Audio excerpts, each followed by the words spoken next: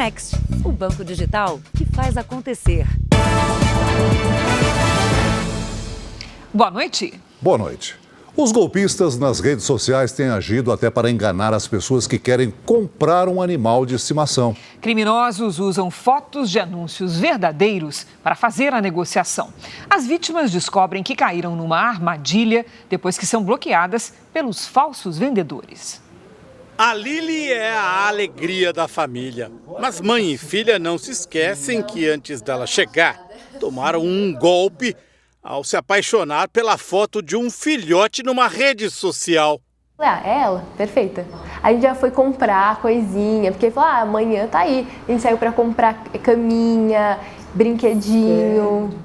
Alguns donos de canil temem os assaltos e por isso preferem não receber visitantes. Por isso as vendas por redes sociais se tornaram uma oportunidade para os golpistas. A Adriana já recebeu várias denúncias de que fotos de filhotes que ela publicou foram usadas para dar golpe. Já chegaram a me procurar clientes meus mesmo que viram essa minha marca circulando, a foto do meu cão, e me alertaram, olha, estão usando das suas imagens, praticando golpes. Durante o pior período da pandemia, disparou a venda de filhotes de cães de pequeno porte, como o Maltese e o Lulu da Pomerânia, que chegam a custar R$6.000. Olha só que lindeza, esse filhote de Lulu da Pomerânia, 60 dias de vida, não tem nome ainda, à espera de um comprador. Boa parte desse golpe que está acontecendo nas redes sociais tira proveito justamente disso, da paixão despertada por um bichinho deste aqui, em quem vê as fotos e imagens. Para driblar os golpistas, a Adriana recebe seus clientes no canil de forma virtual. Uma forma muito segura deles saberem de onde estão adquirindo esse filhote é a videochamada. É onde você consegue, mostrar a veracidade, a autenticidade desse criador. Um mês depois do golpe, a Lili foi comprada, mas a família não recuperou os danos. Além de perder R$480, 30% do valor total, mãe e filha se sentem enganadas depois de se apaixonar pela foto do filhote que nunca veio. Tinha foto de supostos clientes felizes com a entrega do cachorro, ele colocando o cachorro para embarcar em avião para mandar para outro estado. Era um negócio muito bem feito. Veja agora outros destaques do dia. Brasil registra deflação pelo terceiro mês seguido. Fundo Monetário Internacional revê projeção e diz que a economia brasileira vai crescer mais do que o esperado. Arrasada pela ditadura de Maduro, Venezuela conta os mortos por causa das chuvas. Justiça afasta governador de Alagoas, aliado de Lula, por suspeita de corrupção. Os compromissos dos candidatos à presidência da República a 19 dias das eleições.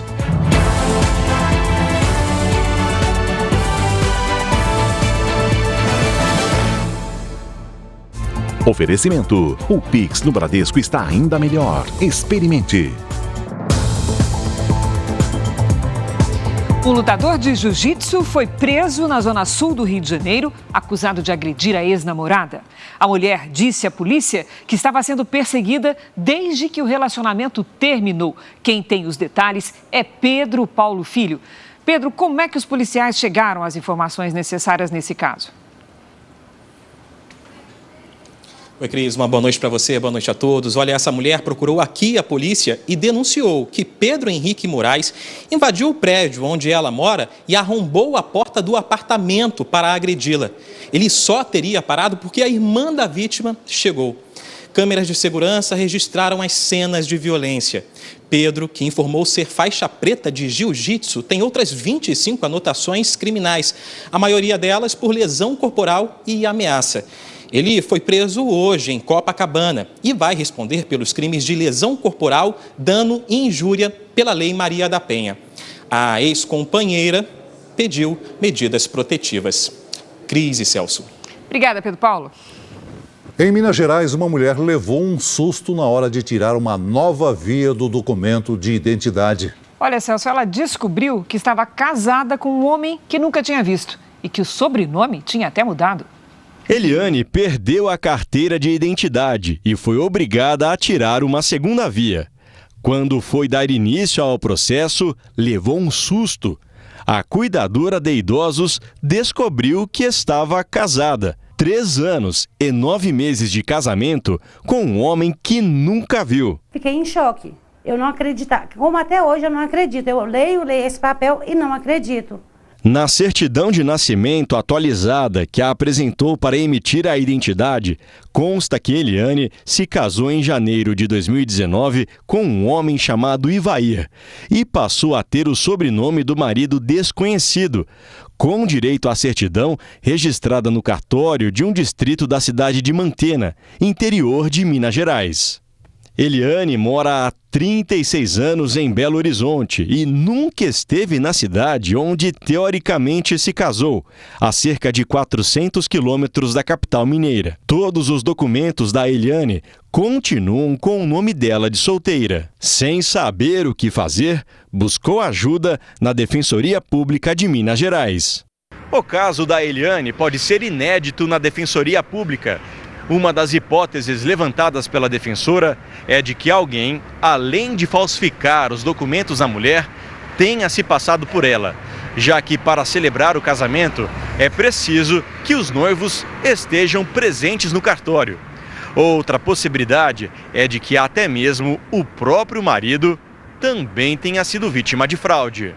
A defensora explica que para resolver a situação é preciso entrar com uma ação de inexistência de casamento. Assim que ela trouxer toda a documentação necessária, a ação vai ser proposta, né? Provavelmente aí em alguns meses ela vai ter uma decisão se tudo caminhar bem. Aos 42 anos e casada com um homem que nem conhece, o que Eliane mais quer é o divórcio.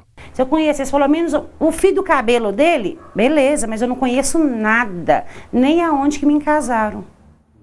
Exclusivo. Uma investigação à qual o Jornal da Record teve acesso revela que traficantes do Espírito Santo se uniram a facções do Rio de Janeiro para fortalecer o crime organizado nos 2 estados. Escutas telefônicas mostram como eles negociavam armas e até pediam abrigo aos criminosos cariocas. O grupo domina e aterroriza comunidades de Vitória, no Espírito Santo. Eles ostentam armas de grosso calibre e costumam aliciar crianças para o mundo do crime. Lá na pedra, lá na pedra. A Record TV teve acesso com exclusividade a uma investigação sobre a facção criminosa que atua há mais de 10 anos no Espírito Santo. A organização tem se fortalecido, está cada vez maior e mais poderosa. Tudo isso graças às novas parcerias com facções do Rio de Janeiro. Os negócios aqui no Rio começaram quando os traficantes capixabas vieram para comprar armas, munição e drogas para abastecer a facção. Mas a polícia já sabe que alguns chefes do grupo decidiram ficar e se instalar de vez em comunidades cariocas, com o objetivo de fugir das operações policiais no Espírito Santo e se aproximar dos traficantes do Rio de Janeiro. De acordo com o inquérito, através de uma carta, um dos traficantes comunica que conseguiu abrigo no Rio. Ele escreve: "Tô querendo ir passar um tempo no Rio, para poder deixar a poeira baixar um pouco, mas eu não queria ir sem o seu aval primeiro." O pedido teria sido enviado a Carlos Alberto Furtado da Silva, o Beto, fundador da facção capixaba, que está no Presídio Federal de Segurança Máxima de Porto Velho, Rondônia. Mesmo detido, o chefe da quadrilha participa ativamente das negociações de drogas. Escutas interceptadas pela polícia mostram uma conversa de Beto com o segundo homem na hierarquia da quadrilha, Fernando Moraes Pereira Pimenta, o Marujo. Eles falam de valores usados na compra de entorpecentes. Com os 48.500 ele vai estar botando esses 26.850, tá ligado? Desses 26.850 que ele vai estar botando, vai voltar 75 mil, tá ligado? E o que nós vai ter de avista da pedra é 75 mil, pô. A polícia já identificou pelo menos 4 traficantes do Espírito Santo que estão escondidos em comunidades cariocas.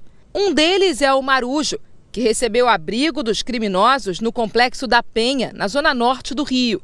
Os outros são Luan Gomes Faria, o Camu, e Gabriel Augusto dos Anjos, que estão no Complexo da Maré, e Alvino Pereira Bastos, no Complexo de Senador Camará.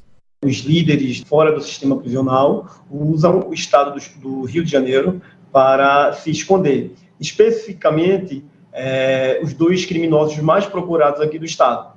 Segundo a investigação, o principal fornecedor de drogas e armas para os traficantes do Espírito Santo está preso em Bangu, na zona oeste do Rio. Edilson Lourenço de Azevedo, o Caroço, é citado em outro documento. Os criminosos pedem para que a negociação de pistolas, que custam mais de R$5 mil, seja feita com caroço. A investigação revelou que cerca de R$60 mil foram destinados para a compra dessas armas. Mais do que negociar drogas e armamentos, os traficantes capixabas levaram para o Espírito Santo práticas já conhecidas no Rio de Janeiro. O G7, o grupo que reúne as maiores economias do mundo, se comprometeu a responsabilizar a Rússia pela nova onda de ataques à Ucrânia. Ao menos uma pessoa morreu em mais um dia de bombardeios a diversas cidades do país. O presidente ucraniano Volodymyr Zelensky falou para os líderes do G7. Na reunião convocada em caráter de emergência, ele pediu apoio financeiro para a criação de um escudo aéreo para o país. Zelensky ouviu do grupo que o presidente Putin será responsabilizado pelos ataques. Os bombardeios atingiram civis e principalmente a infraestrutura de diferentes regiões da Ucrânia. Em Lviv, perto da Polônia, 30% dos moradores ficaram sem energia. Os ataques perto da maior usina nuclear da Europa, em Zaporizhia, preocupam ainda mais a comunidade internacional. Moscou disse que os alvos dos bombardeios foram alcançados. O ministro das Relações Exteriores afirmou que a Rússia só usaria armas nucleares para a própria defesa. Sergei Lavrov disse que os russos estão abertos a negociações. Segundo ele, até o momento, não houve nenhuma proposta séria. As Nações Unidas se manifestaram sobre os últimos ataques contra a Ucrânia. A ONU acredita que a Rússia pode ter cometido crimes de guerra ao atingir instalações civis em períodos do dia com muita movimentação de pessoas. A entidade também alerta que essa nova onda de bombardeios pode aumentar o número de ucranianos que fogem do país. Desde o início do conflito, 7,5 milhões de pessoas deixaram a Ucrânia, apesar de muitas já terem voltado ao país. O terrorista Cesare Battisti, que se tornou detento comum, foi transferido de presídio na Itália. Battisti conseguiu na justiça uma progressão da pena no final do mês de setembro. Agora ele vai ser tratado como um prisioneiro comum e, por isso, deixou a prisão de segurança máxima. O terrorista foi levado para uma unidade comum em Parma, no norte do país. A pena de prisão perpétua não foi alterada. Ele foi condenado por 4 homicídios que aconteceram no fim dos anos 70. Battisti conseguiu se esconder por quase 40 anos, até que foi preso no Brasil em 2007. Veja ainda hoje, mais de 30 mil contratos de empréstimo consignado para beneficiários do Auxílio Brasil foram fechados em poucas horas. E veja também, prazo para a atualização dos dados do Cadastro Único do Governo Federal termina sexta-feira. Ele é necessário para receber os benefícios sociais.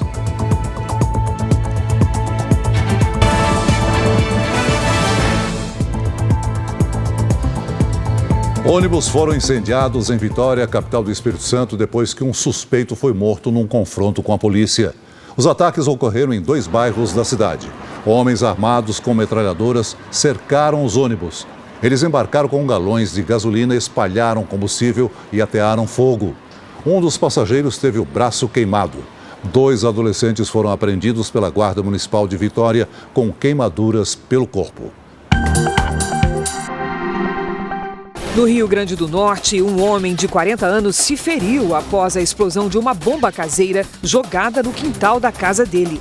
A vítima mora em Natal, ao lado de uma unidade do BOPE, a Polícia de Elite do Estado. O local foi isolado. Ainda não se sabe quem atirou o artefato e se o alvo eram os militares ou o morador. O rompimento de uma adutora em Anápolis, Goiás, provocou um acidente com um ônibus. Um buraco de aproximadamente 4 metros de profundidade se abriu nesta avenida no momento em que o ônibus passava. A água também invadiu imóveis no entorno, como o estacionamento dessa academia. Ninguém se feriu. As crianças internadas no Hospital de Clínicas de Porto Alegre, no Rio Grande do Sul, tiveram uma surpresa na manhã de hoje. Homem-Aranha, Batman, Pantera Negra e outros heróis escalaram a fachada do prédio para divertir a garotada. No final, houve distribuição de presentes. Israel e Líbano anunciaram um acordo histórico para resolver disputas sobre fronteiras marítimas. A negociação foi mediada pelos Estados Unidos. O acordo demarcou as fronteiras disputadas pelos países no mar Mediterrâneo. Com isso, vai ficar estabelecida a divisão da exploração de gás natural na região. Israel e Líbano não mantêm relações diplomáticas e nunca anunciaram um acordo de paz. O pacto deve colocar fim numa tensão de décadas e ainda garantir novas fontes de energia para os dois países e também para a Europa. Uma comissão que investiga os casos de abusos de crianças na Igreja Católica de Portugal informou que recebeu 424 denúncias. Os casos investigados aconteceram nos últimos 72 anos. Os autores do relatório afirmaram que o número de crianças vítimas de pedofilia é muito maior que o de denúncias. A comissão ainda reconheceu que a maior parte dos crimes já prescreveu e os responsáveis, muitos já falecidos, não responderão na justiça pelos crimes que cometeram. Veja ainda hoje. Acidente provoca discussão sobre o uso do aeroporto de Congonhas por aviões de pequeno porte. E também, Venezuela tem quase 40 mortos por causa das chuvas.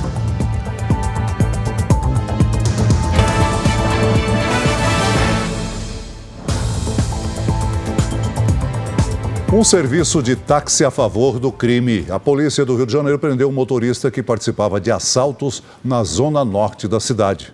O taxista usava um carro caracterizado para ajudar nos roubos sem levantar suspeitas. Essas imagens mostram como o motorista agia. Ele reduz a velocidade como se um passageiro fosse desembarcar. Mas quem desce são os assaltantes. Os criminosos abordam a vítima e o motorista aguarda o volante no meio da rua. Um carro encosta atrás do taxista e também é assaltado. Rodrigo de Paiva Peluso foi preso em flagrante em casa. Ele mora no Grajaú, mesmo bairro onde as câmeras registraram a ação. Rodrigo confessou à polícia que participou do assalto. Ele vai ser indiciado por roubo qualificado. Apesar de o táxi estar com a documentação regularizada e de não ter antecedentes criminais, Rodrigo tem histórico de envolvimento com drogas. Inclusive, estava alterado no momento da prisão. Provavelmente por conta do uso contínuo de drogas. Ele relata que estava há alguns dias fazendo uso de drogas, mas chama muita atenção ele empregar o próprio veículo na prática de crimes tão graves, em que você exige a abordagem de pessoas mediante arma de fogo em via pública. Agora, a polícia quer saber se Rodrigo está envolvido em outros crimes. Os investigadores também procuram os assaltantes que aparecem nas imagens. Um vazamento de monóxido de carbono numa creche levou dezenas de crianças ao hospital do estado americano da Pensilvânia. O vazamento aconteceu durante o horário das aulas. Pelo menos 25 crianças e 8 adultos passaram mal, com sintomas como náuseas, dor de estômago, dor de cabeça e enjoo. Não foram registradas mortes. Segundo a imprensa local, o acidente foi causado por problemas nos sistemas de aquecimento e ventilação do prédio onde funciona a creche. O monóxido de carbono é invisível e também não tem cheiro. Só nos Estados Unidos, 400 pessoas morrem todo ano após inalar esse tipo de gás. O principal suspeito do desaparecimento da menina Madeleine McCann em 2007 foi acusado de outros crimes. Christian Brückner está preso na Alemanha. Segundo o Ministério Público, ele cometeu pelo menos 5 crimes entre os anos 2000 e 2017. Segundo a investigação, ele estuprou e abusou de outras crianças. Christian Bruckner é o principal suspeito do desaparecimento de Madeleine, que na época tinha 4 anos e passava férias com a família em Portugal. Veja ainda hoje, governador de Alagoas, aliado de Lula, é afastado por suspeita de corrupção. E veja também, enchentes matam na Venezuela do ditador Nicolás Maduro.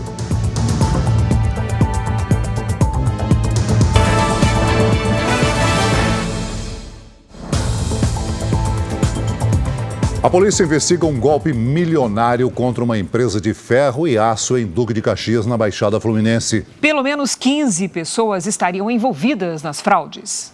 A mansão em um condomínio de luxo na zona oeste do Rio é avaliada em mais de 2 milhões de reais. A polícia acredita que o imóvel tenha sido comprado com dinheiro arrecadado em um golpe milionário. A casa pertence a Marlon Márcio Mendes Alvarenga, apontado como chefe da quadrilha. Também são dele os 2 carros apreendidos, que somam mais de R$500 mil. Marlon aparece nessas imagens registradas pelas câmeras de um cartório, enquanto abria o registro de uma empresa que seria de fachada. O alvo do grupo era essa distribuidora de ferro e aço em Duque de Caxias, na Baixada Fluminense. Os investigadores descobriram que os criminosos se passaram por fornecedores de máquinas da companhia e criaram contas falsas de e-mail para realizar negociações de produtos que nunca foram entregues. Através da quebra de sigilo bancário deferido judicialmente, nós identificamos, rastreamos as outras contas que foram beneficiadas com as transferências. A quadrilha começou a ser investigada há 4 meses, quando diretores da distribuidora notaram um desvio de quase R$8 milhões. A suspeita é de que pelo menos um funcionário da companhia tem ajudado os criminosos no golpe. Ao todo, 15 pessoas são investigadas, suspeitas de fazerem parte do esquema. Nessas fotos, em um passeio de lancha em Angra dos Reis, na Costa Verde do estado do Rio, elas aparecem no que seria uma festa de comemoração. Hoje, a Polícia Civil cumpriu 35 mandados de busca e apreensão em endereços ligados a eles. Todos continuam em liberdade. O principal objetivo é reunir, identificar, localizar e apreender bens móveis, imóveis, escrituras, joias, dinheiro, que possa ressarcir o prejuízo causado por esses criminosos à empresa lesada. Nós não conseguimos contato com a defesa de Marlon Márcio Mendes Alvarenga.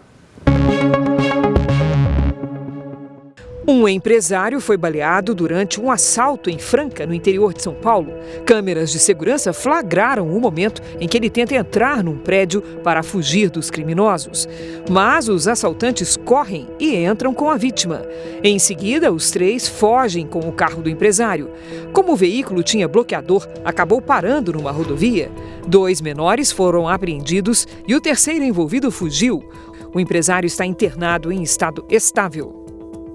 A Câmara dos Deputados aprovou agora há pouco o projeto que autoriza a destinação de R$2 bilhões dos fundos de saúde e assistência social para as santas casas e os hospitais filantrópicos garantirem o pagamento do piso nacional da enfermagem. A proposta segue para análise do Senado. O piso da enfermagem havia sido aprovado pelo Congresso, mas o Supremo Tribunal Federal suspendeu a entrada em vigor para que fosse possível estudar o impacto da medida para as contas públicas. Um bebê de 1 ano é o primeiro paciente do mundo a receber um transplante de intestino por meio de uma técnica inédita. A cirurgia foi realizada num hospital de Madrid, na Espanha. Emma nasceu com o intestino menor e, por causa disso, não conseguia absorver os nutrientes necessários para se desenvolver. O transplante foi anunciado hoje pela equipe médica e pela família. A técnica utilizada é inédita porque permitiu a retirada do órgão, mesmo depois que o coração do doador parou de bater. Isso foi possível por meio de um sistema de oxigenação realizado fora do corpo e pode aumentar as possibilidades de doação. Emma já recebeu alta. A gaúcha Maíra Aguiar conquistou um feito inédito para o judô brasileiro. Ela se tornou a primeira atleta do Brasil da modalidade a vencer 3 mundiais. No Uzbequistão, Maíra venceu a chinesa Zheng Zhaoma na categoria 78 quilos. Ela conseguiu um vazare com 20 segundos de luta e se manteve à frente da oponente até o final da disputa. Com a vitória, a atleta de 31 anos soma 7 medalhas em mundiais de judô, sendo 3 ouros, 1 prata e 3 bronzes. Pelo menos 25 pessoas morreram na passagem da tempestade Júlia pela América Central. A maioria das vítimas é de El Salvador e Honduras. Além desses países, o fenômeno também fez estragos no sul do México. Autoridades afirmam que agora a tempestade está perdendo força, mas uma forte chuva ainda é esperada em El Salvador e na Guatemala. O Jornal da Record faz uma pausa para o horário eleitoral. Nós voltamos logo em seguida com mais JR e as chuvas na Venezuela, que já deixaram 36 mortos e escancaram um problema que atormenta o país arrasado pela ditadura de Maduro.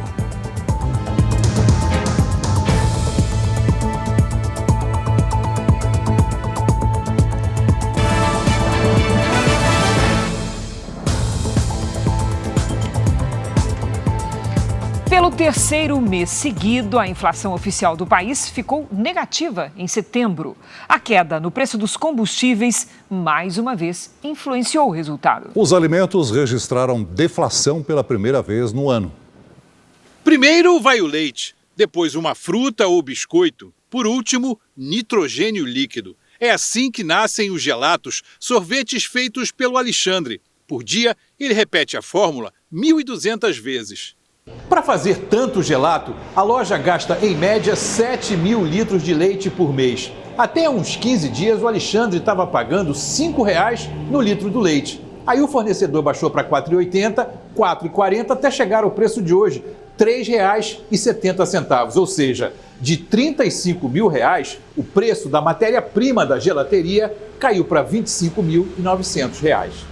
Eu tenho uma diferença de 6, 7 mil reais, o que paga a minha folha de pagamento da gelateria. Hoje, meus 3 colaboradores, voltando a esse patamar, eu consigo subsidiar com essa diferença do leite. De acordo com o IBGE, o Índice Nacional de Preços ao Consumidor Amplo registrou deflação de 0,29% em setembro. O IPCA se refere às famílias com renda mensal de 1 a 40 salários mínimos. Os transportes registraram queda pelo terceiro mês seguido por causa da redução do preço dos combustíveis. O destaque também foi para os alimentos, que pela primeira vez no ano tiveram deflação de 0,51% em setembro. Essa é uma deflação importante, porque desde o início da pandemia, o que mais pressionou o orçamento das famílias e do pequeno comércio foi a inflação de alimentos. E aí, com um cenário de perda de renda, essa inflação compromete muito o orçamento das famílias. E aí, agora tendo uma deflação, é um alívio já, principalmente nesse período do ano. Para o especialista, a expectativa é de redução da inflação para os próximos meses. Havia aí uma previsão de uma inflação em torno de 7% e hoje já espera-se que em 2022 a inflação seja em torno de 6,5% aproximadamente, o que já é muito melhor do que a inflação de 2021, que foi a inflação de 2 dígitos. A Confederação Nacional da Indústria aumentou a projeção para o crescimento da economia brasileira em 2022. Máquinas novas e um aumento de 10% no quadro de funcionários. O clima nesta indústria que fabrica móveis por encomenda hoje é de otimismo. As vendas aumentaram e a expectativa é fechar o ano com um crescimento de 15% em relação a 2021. Passado, matéria-prima, teve falta, atraso de entrega. Esse ano, graças a Deus, já está tudo estabilizado. Foi um salto de um cenário de retração para uma perspectiva de crescimento. A indústria de transformação, da qual faz parte a produção de móveis, chegou a ter uma previsão de queda de 1,5% em julho, mas agora espera fechar 2022 com alta de 0,6%. A mudança positiva no cenário econômico levou a Confederação Nacional da Indústria a revisar a projeção para o PIB industrial de uma alta de 0,2% para 2%.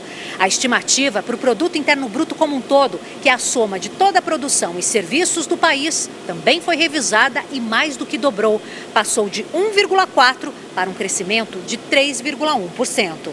O bom desempenho da indústria da construção civil, a criação de empregos e a inflação menor são alguns dos fatores que motivaram a revisão. Mais pessoas trabalhando e salário real subindo faz com que a massa de salários real cresça. Então as pessoas têm mais recursos para consumo, seja de produtos industriais, seja de serviços. E as notícias positivas sobre a economia brasileira continuam. O Fundo Monetário Internacional também elevou a projeção do crescimento econômico brasileiro de 1,7% para 2,8% em 2022.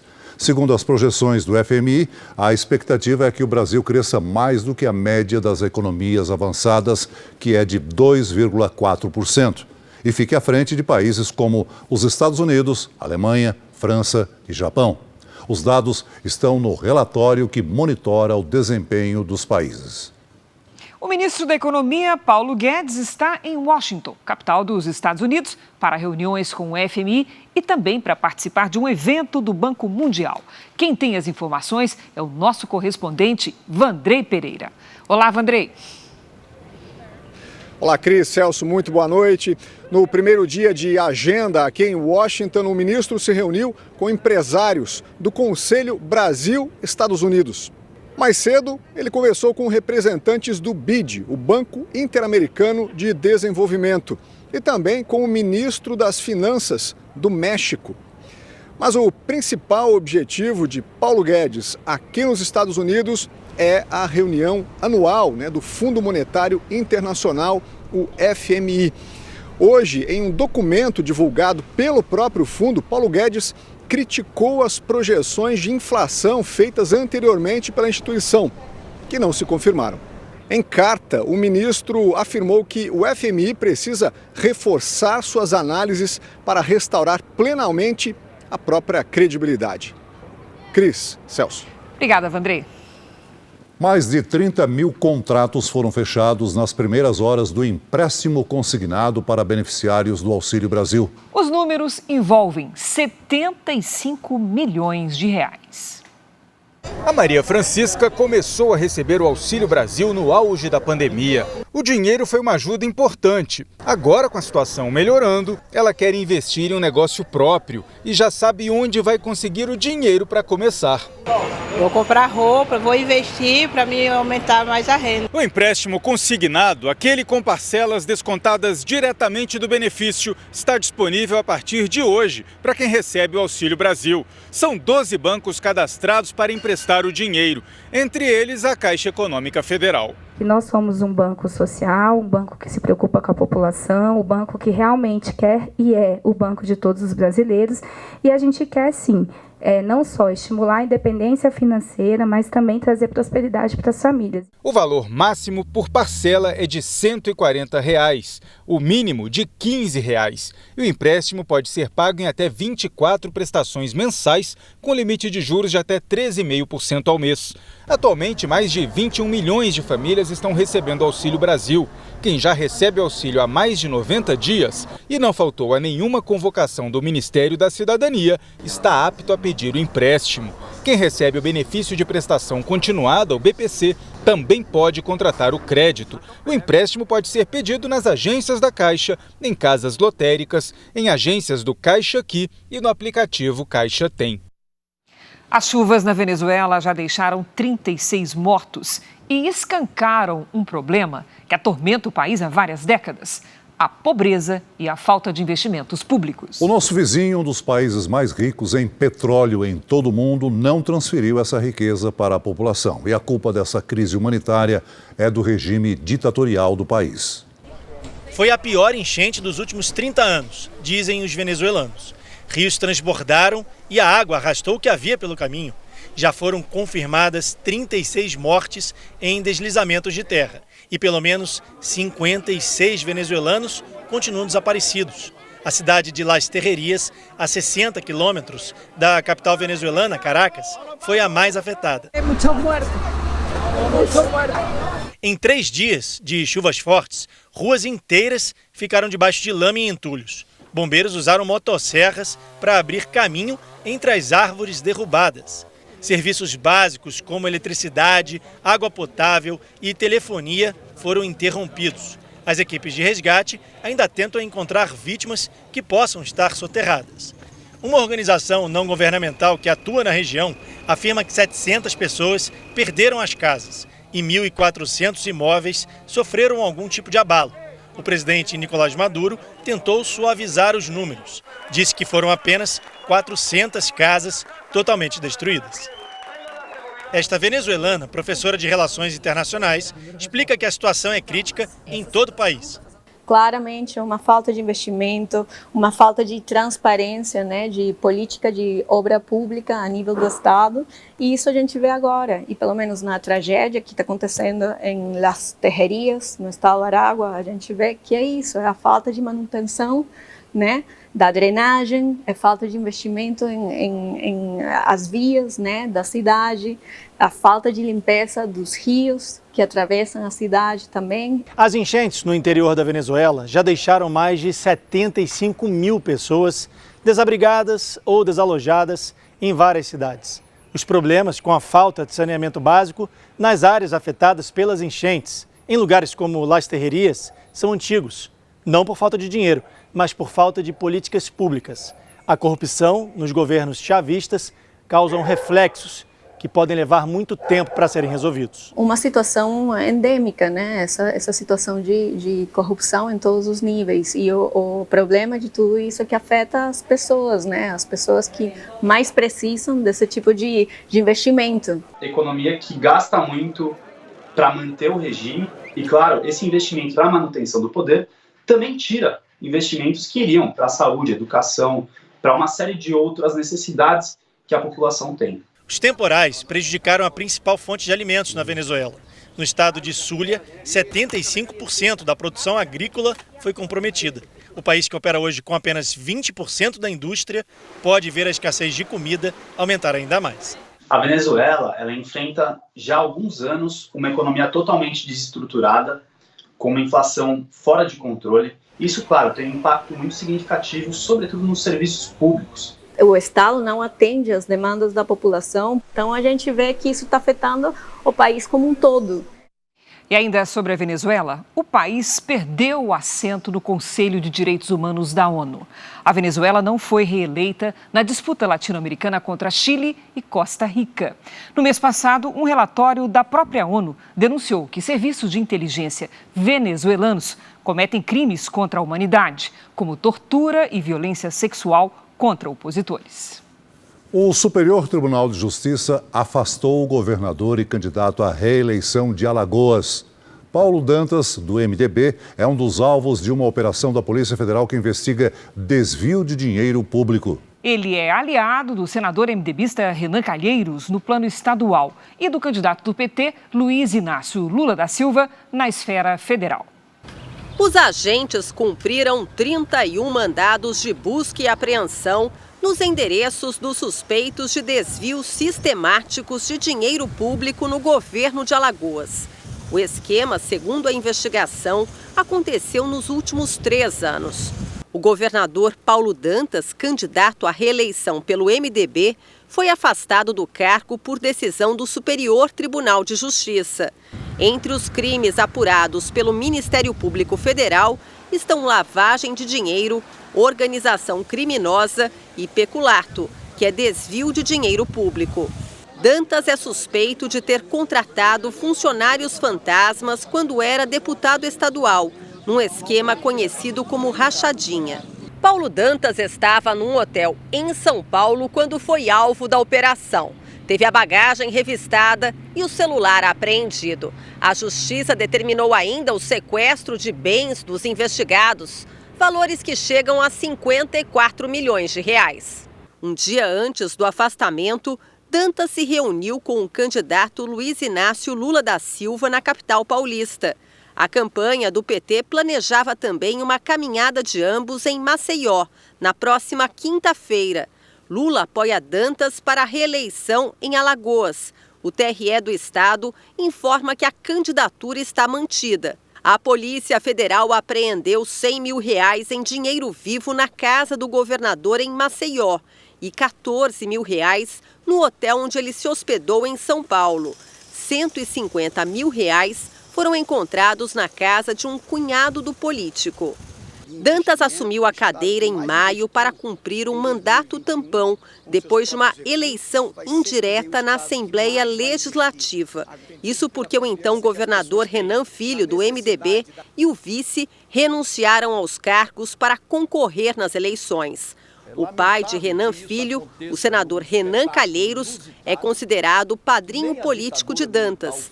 Agora, quem assume o cargo é o cardiologista José Vanderlei Neto, também do MDB. É o 4º governador de Alagoas apenas este ano. Em nota, o governador afastado Paulo Dantas chamou a ação de encenação de uma ala da Polícia Federal e classificou como um golpe contra a sua candidatura. Renan Calheiros disse que a ação foi parar no Superior Tribunal de Justiça por uma armação do presidente da Câmara, Arthur Lira. A presidente do PT, Gleisi Hoffmann, classificou a operação como suspeitíssima e que cheira a manipulação política. Eleições 2022. O candidato à reeleição, Jair Bolsonaro, esteve hoje no Rio Grande do Sul e em Santa Catarina, onde recebeu o apoio de 200 prefeitos. O presidente Jair Bolsonaro, candidato à reeleição pelo PL, chegou a Santa Catarina de manhã. Primeiro foi recebido na cidade de Navegantes. Depois seguiu para evento em Balneário Camboriú, ao lado do candidato ao governo do estado, Jorginho Melo. Cerca de 200 prefeitos também estavam presentes. O movimento Prefeitos com Bolsonaro tem a intenção de reduzir as abstenções e aumentar a votação do presidente no estado. Em Santa Catarina, Bolsonaro conquistou a grande maioria dos votos, mas no primeiro turno, 1.200.000 pessoas deixaram de votar. É um estado muito importante também, estado próspero, é um estado que o PT quase nunca teve vez aqui, é sinal que é um estado que vai para frente. Se você comparar outras regiões mais pobres do Brasil, veja quem administrou esses estados ao longo desses 20 anos. Você vai chegar à conclusão que nós estamos no caminho certo. Para os jornalistas, o presidente comemorou o 3º mês seguido com o recuo da inflação. Durante discurso de 15 minutos, Bolsonaro defendeu o livre mercado e desafiou os adversários políticos a mostrar em qual país do mundo o povo é feliz sem que haja liberdade de produção e investimentos. À tarde, o presidente foi ao Rio Grande do Sul. Fez campanha ao lado do candidato Onyx Lorenzoni, que disputa o governo do estado. Na cidade de Pelotas, Bolsonaro também conversou com prefeitos que o apoiam. O candidato do PT, Luiz Inácio Lula da Silva, cumpre a agenda agora à noite na Baixada Fluminense. O candidato do PT, Luiz Inácio Lula da Silva, participou de um ato em Belford Roxo, na Baixada Fluminense, junto com o prefeito da cidade. Em cima de uma caminhonete, Lula fez um percurso de cerca de 1.500 metros e cumprimentou apoiadores. Depois, fez um discurso e também falou com a imprensa. O candidato respondeu questionamentos sobre o afastamento do aliado político, o governador de Alagoas, e candidato Paulo Dantas, suspeito de liderar um esquema de corrupção no estado. É um processo antigo, faltando pouco tempo para as eleições, você tentar um candidato que tem como adversário o candidato do Lira, presidente da Câmara. Então eu acho que as pessoas que foram acusadas têm o direito de recorrer à Suprema Corte e eu espero que a Suprema Corte se manifeste enquanto há tempo de disputar as eleições. Em Belford Roxo, Lula conta com o apoio do prefeito Vaguinho. A esposa de Vaguinho foi a deputada federal mais votada no Rio de Janeiro, tendo mais de o dobro de votos que Lula teve na região. Um dos principais focos de Lula é o estado do Rio de Janeiro. No primeiro turno das eleições, Bolsonaro ficou 10 pontos percentuais na frente do petista. Amanhã, Lula vai ao Morro do Alemão. O presidente do Senado, Rodrigo Pacheco, descartou instalar uma CPI para apurar os resultados discrepantes das pesquisas eleitorais antes do segundo turno das eleições. Nós vamos a Brasília com o repórter Clébio Cavagnoli, que tem os detalhes. Boa noite, Clébio. Olá, boa noite, Celso, Cris. Rodrigo Pacheco afirmou que não tem previsão de ler o requerimento para criar a CPI, que já tem as assinaturas mínimas necessárias e que mesmo quando fizer a leitura, a comissão será instalada só depois da eleição, como acordado com os líderes partidários em outros casos semelhantes. Pacheco também criticou o projeto de lei apresentado na Câmara, que pode punir os institutos em casos de erros além da margem de erro.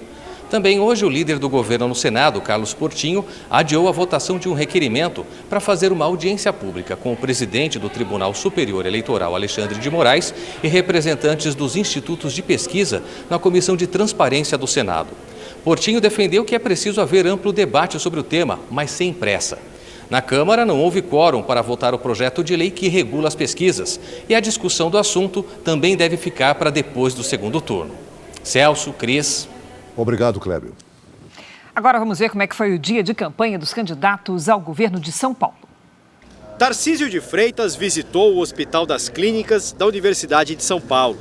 Ele se reuniu com médicos e recebeu informações sobre o projeto de medicina à distância desenvolvido no hospital. O candidato do Republicanos disse que, se for eleito, vai ampliar no estado o uso da telemedicina. A ideia é diminuir a procura pelos prontos-socorros nos casos sem gravidade. Tarcísio de Freitas também disse que pretende reduzir as filas de espera por cirurgias nos hospitais públicos. Por meio da telemedicina, vamos conseguir aumentar a eficácia da atenção primária, daquele atendimento lá na ponta, dando ferramenta para as equipes de saúde da família a resolver problemas que muitas vezes vão parar no pronto-socorro. E o PSDB, o partido que governa atualmente o estado de São Paulo, anunciou o apoio formal ao candidato do Republicanos na disputa pelo governo do estado. O candidato ao governo pelo PT, Fernando Haddad, cumpriu a agenda na cidade de Santos, no litoral paulista. Ele se reuniu com militantes e encontrou vereadores e lideranças políticas da cidade. O petista falou sobre a importância das campanhas de vacinação. As pessoas vão em função das campanhas de esclarecimento. O papel do Estado é esclarecer a opinião pública das vantagens para o seu filho, para o idoso. A vacina contra a gripe, a vacina contra a polio. Agora vamos ao dia dos candidatos ao governo do Rio Grande do Sul. Onyx Lorenzoni, do PL, cumpriu a agenda no sul do estado. Ao lado do presidente Jair Bolsonaro, o ex-ministro foi recebido por prefeitos da região e por militantes. Ninguém tem humildade para pedir desculpa para o povo gaúcho pelos transtornos causados, pelas 200 mil empresas fechadas, pelos mais de 500 mil gaúchos e gaúchas que perderam seu emprego. A ideia de Onyx é demonstrar força aqui em Pelotas, terra natal e berço político do adversário dele, o ex-governador Eduardo Leite, do PSDB. Para tentar ampliar a vantagem que obteve no primeiro turno, o ex-ministro se reuniu com lideranças políticas e fez corpo a corpo com eleitores. Em Caxias do Sul, na Serra Gaúcha, Eduardo Leite almoçou com representantes da Câmara de Indústria, Comércio e Serviços do município. O tucano utilizou uma apresentação para elencar motivos pelos quais deve ser eleito novamente governador do Rio Grande do Sul. A gente quer fazer parcerias para desenvolvimento também de professores da nossa rede e, inclusive, é fundamental trabalharmos juntos na formação de professores. Há uma carência, não apenas no Rio Grande do Sul, no Brasil, mas aqui também. Após a reunião com empresários, Eduardo Leite visitou outras duas cidades, Farroupilha e Garibaldi.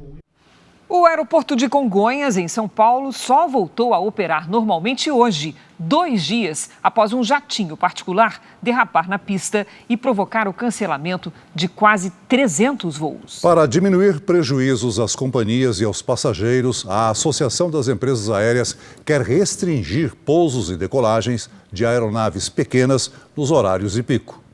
15 milhões de reais em prejuízos para as companhias aéreas, mais de 30 mil passageiros afetados.